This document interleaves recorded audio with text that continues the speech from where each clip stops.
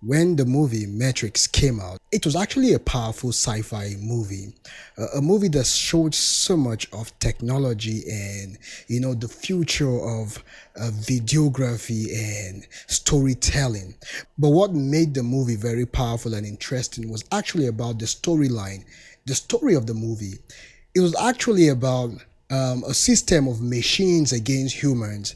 And in this particular context, humans are not in any way aware of their existence. They already exist in a world that was created for them, a world that seemingly looked real to them, a world that was created in such a way that they felt that they were already living, but that was a virtual world. It was a world that was not real. It was a world that wanted them to be so dormant, so docile, that the day they realized that they were not really living, that day they gain freedom. And so the world of the machines are working so hard to distract humans. And by the way, it is in the storyline, machines use humans as a form of battery, more like using humans to generate energy for themselves. So because humans were so important to the machines will not allow humans to discover themselves. And it was in this particular situation that someone like Neo, I think Neo is a programmer or hacker or something like that in the story. But you know how he was able to discover himself, and he got himself unplugged out of the machine world into the real world, where he became the savior, the redeemer, trying to save humans from the bondage of the machines. In the same vein, there is a form of attack. The last time I was talking about guarding your heart, guarding your mind, but now it has to do with the realization of the mind. I know before you start guarding your mind, you need to realize that you have it. But you see, if you go back to the biblical narrative, go back to Genesis chapter 3, where the first temptation came, the first attack against the human mind was the proposition, was the question the serpent asked, did God really say? And when man fell, it looks as if the attack against humanity has always been the attack of the mind, that our minds have been attacked. There have been devices, there have been ways in which distractions, man has been experiencing some form of distractions. So we're not new to this. We're not new to the world of distractions, but that we're not new to the world of distraction does not mean that we don't get distracted. We get distracted.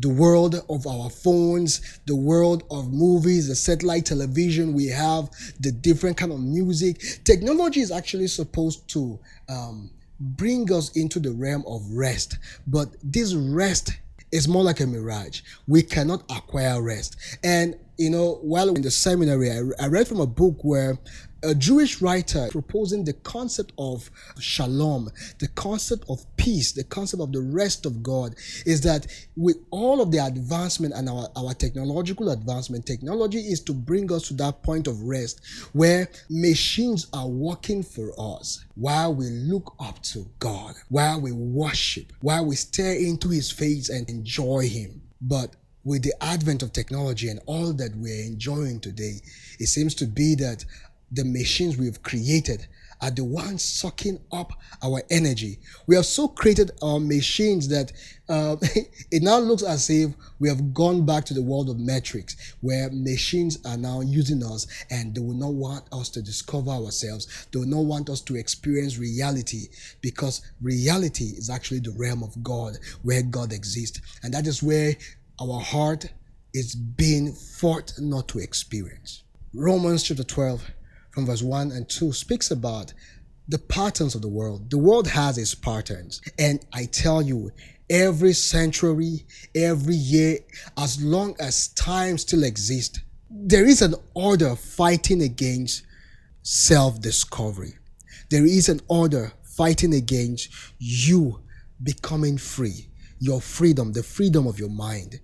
It's high time you get to be focused. And that is what the world and the world order does not want you to come to. The world order does not want you to be focused, doesn't want you to be able to pause and think, doesn't want you to be able to come to that point of meditation where you question what reality is, what the truth is, so that you begin to quest and to desire for yourself what reality is. So, in the world order, there are corporate powers, there are media influences and powers, and there are storytelling lines that are intentioned to distract us, to distract you, so that you never experience what true freedom is. And like you would see in the Matrix, the machines will never rest. They will never stop fighting you because they need humans. They need you to be distracted forever so that they continue to exist. But that day you become free, you unplug yourself from them, and then they lose their battery, they lose their juice, and they end up dying naturally. So would you today wake up? Wake yourself from your slumber. Wake yourself up from being used by the machines. I think this time around, take the red pill. Take the red pill and get yourself unplugged. That is what you and I need today. Get yourself unplugged. Thank you. We'll see you again another time. God bless you.